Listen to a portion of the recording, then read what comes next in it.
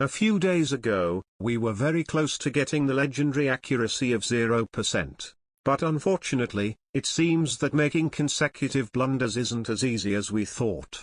Maybe we should instead find the longest line of opening theory on the site. As you can see in the game review, it keeps going for 21 book moves in a row. This is actually the main line of a very famous opening, so I'll try to make this a little more instructive. It starts with e4, e5, knight to f3, knight to c6, and bishop to b5. You're probably familiar with this opening, but if you don't know the name, it's the Ruy Lopez, or the Spanish opening. The most common reply in this position is a6, which is called the Morphy defense, then knight to f6, the Berlin, which has a reputation for being a solid opening that has a very high drawing rate.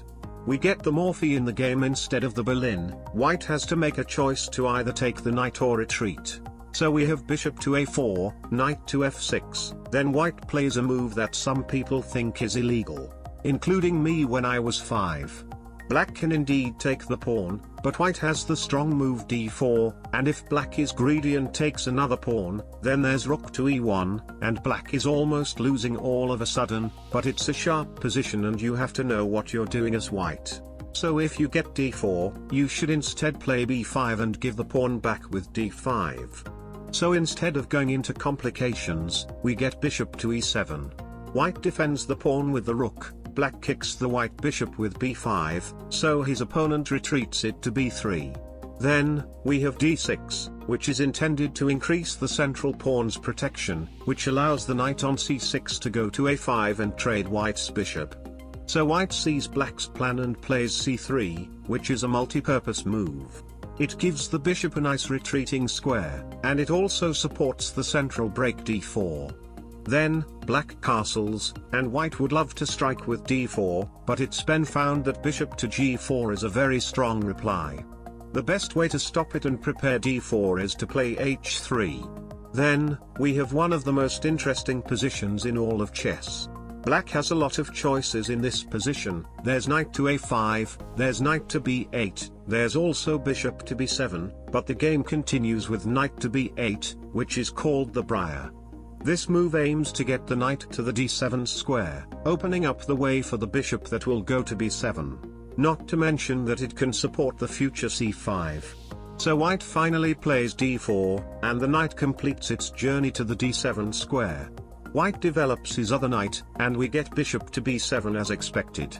White retreats his bishop to c2, which is now possible after he played c3, and black centralizes his rook. Still theory. We have knight to f1, which prepares to go to g3, and then to the f5 outpost if his opponent doesn't do anything about it. We have bishop to f8, opening up the way for the rook, then knight to g3 as expected, so black blocks the knight with g6. Then, white shifts his focus to the queen side and plays a4. Black responds with c5, which is supported by the knight on d7, so white has to respond with d5, negating the activity of black's bishop and gaining more space in the center. Black then keeps expanding with c4, opening up the c5 outpost for his knight. White plays bishop to g5, pinning the black knight to the queen, and black has multiple good choices, but he chooses h6, which asks the bishop if it wants to take or retreat. White retreats the bishop to e3, arguing that his opponent has created a weakness on h6, which can then be attacked with a battery after queen to d2. Black plays knight to c5, and white sets up the battery as expected, so black plays h5. But now the h-pawn is no longer controlling the g5 square, so the white bishop returns, and black breaks the pin with his own bishop. The final book move in this line is the strange-looking, rook to a3. This move prepares to double the brothers on the a-file, and in this position, we finally reached the end of theory. Well, at least on the site, because in this position, knight f to d7 has been played 123 times. And by the way, not a single pawn has been traded yet. Yeah.